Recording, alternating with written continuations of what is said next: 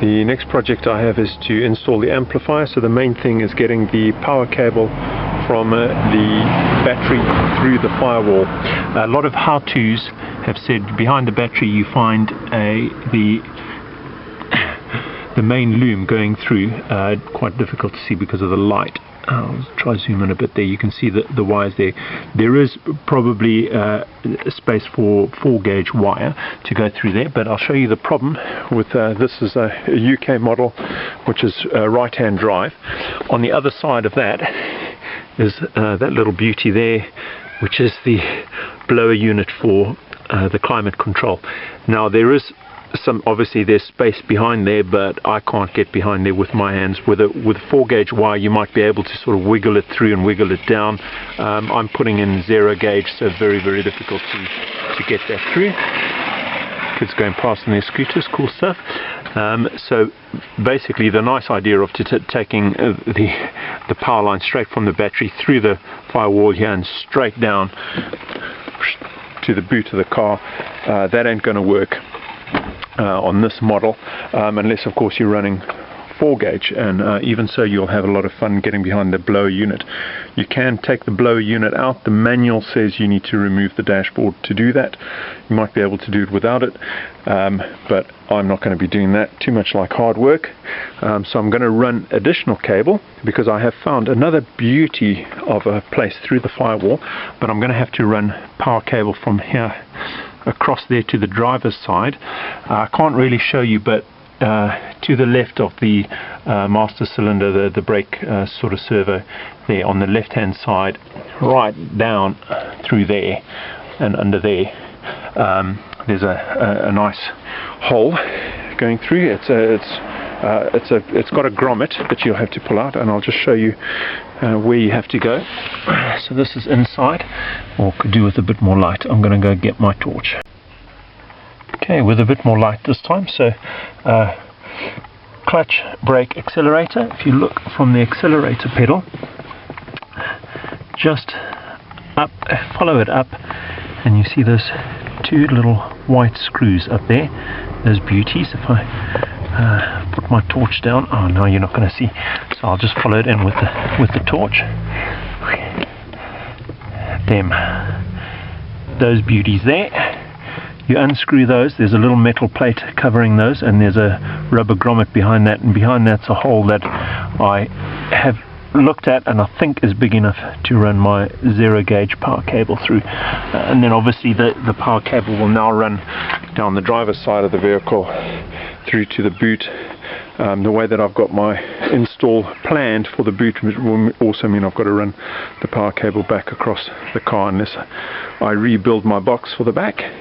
But that's a little tip for those of you who want to get power cable through or 0-gauge power cable through on a Mazda 6 right-hand drive. Right, so I haven't got the power cable through the firewall, feeding it in through there, and I fed it in under these panels, which I will show in another part of the video with them pulled off, probably not on the power side but on the speaker side. So I'm running speakers on the other side of the car, running the power through here. It goes, this is a hatchback, okay, so it goes underneath this panel on the door. I'll just zoom back so you can see. And then got the power cable running through here and along under the back seat. There's this cover here, which is what sort of folds down onto the back of the car there. There's also some fixing points here and here. This is in the hatchback again, so you can use those for your negative or your ground, whatever you prefer to call it. So to pull off the kick panels, you do need to be quite firm, but obviously not too rough, or you'll break the clips. I've kind of loosened it off already because I need 2 hands and one is on the camera. So you've obviously got the clips there and there that are going into these sections. This is in the back section. There's 2 in the front. There's 3. So it's really just getting your fingers in underneath and on the opposite side as well, and pulling out. There's quite a lot of room, as you can see there. I've already got the speaker cables running through. There's quite a bit of room there. This is at the back, so I'm going to be pulling off this panel here so that I can get access. You can see they come off quite easily, and that gives me access through here, up through the side of the seat, up into the boot, and it'll help if I film the right way up. And that's all the mess that I have to tidy up. So I just wanted to show you that. I'll be laying some of the cable through, but basically there's room there, and obviously it goes along. You can lay the cable all the way to the front. There's plenty of room, as I've said before. Just to give you a bit of perspective, back door of the car. So that's the area that I'm working in there. The panel's back on. You can see the cabling is all. You can barely see it, and then going through into the back. So it's all quite neat. There's enough room there to keep it all neat and tidy. I'm going to be removing the head unit in order to plug in the feed down to the amplifier in the boot. To remove the head unit, you take out these panels here. So you take out the cup holder first. That's the way that it's set up. You need to take off the gear knob, and then you can pull out this bit. Of course, they're coming out easier because I had loosened them before starting the video. On the back of this, there are also two plugs which I've already disconnected. One being the lighter socket, and the other being the light feed, which I can't quite see. There's the hole there, the light into the ashtray. So there are just these two wires there. There's the one, and the bulb is connected on the other one. I tucked it away. There it is. There. Then there are two screws, one up here and one up there, Phillips screwdriver to undo those before being able to remove the head unit. Also, just to let you know, when I looked at installing the amps, there were basically three scenarios that I looked at. One was replacing the head unit with an aftermarket head unit. The reason why I didn't do that was because you need to, in this model, replace the whole fascia panel, which I wasn't prepared to do.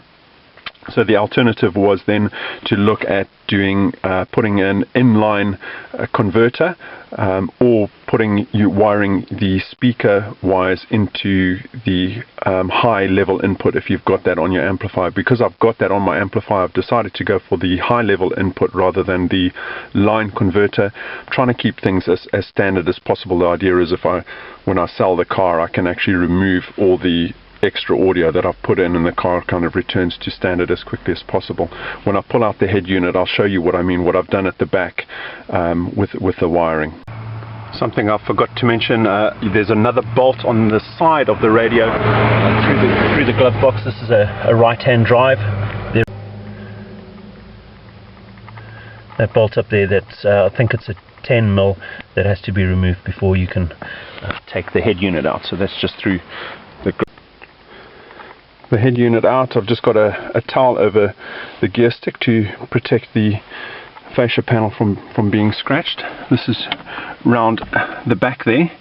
You can see the plug unit going into the back. Now the options I could have had was to find something in stock that could have given me an adapter to go from there to be able to not have to cut into the wires in order to get the feed down to the amp. We haven't got any decent car audio shops around here, so after searching online, couldn't really find anything that I knew for definite would be suitable. So what I have done is I have actually cut into the wires myself and put my own connector block in there, which is not overly visible because it's blocked by that, which is the stock one. So I've put in my own one. The idea with that is that I haven't installed the amp yet, but the plugs that I'm going to plug in are back there, so I can unplug that, plug them in, and then when I want to remove the audio kit at some point, I can return it back into this state, and it's almost like stock, so you wouldn't see any difference. So although I have cut into the wires, there is an easy connector block. So what I'm going to do now is do the swap over. So I've swapped the plugs over. So just to explain what I've done is I've spliced into the cables coming out of the head unit, and I've added that connector block, and I've plugged in the other side, which is the blue wires, and those are the wires that are going into the high level input on my amp. Because I haven't replaced the wiring, usually what you do is you would wire from the amp directly back through the car to the speakers. Now getting through the Molex through the doors is doable in these cars, but a little bit fiddly. There wasn't a lot of room to get to the Molex for me with my big hands, so I decided not to go for that. I'm using the stock wiring in the system. So effectively what I've got is I've spliced in blue wires going out of the head unit to the high level input on the amp. Then from the amp I've got the wires coming back, which is these wires coming back and plugging into what are the stock wires with that. So you can see sort of the color coding here, and there those wires were originally joined. So I spliced in there, that going to the amp, that coming back from the amp to amplify the in-stock speakers. So I've got that back in. I'm going to put the head unit back in, so to speak. The finished product, crossover, 500 watt amp driving the speakers in the doors. It's only running at 250 watts, 62.5 watts per channel for speakers, and 1000 watt RMS at 2 ohm. Rockford Fosgate driving the two subs, 12-inch subs, 500 watts RMS each.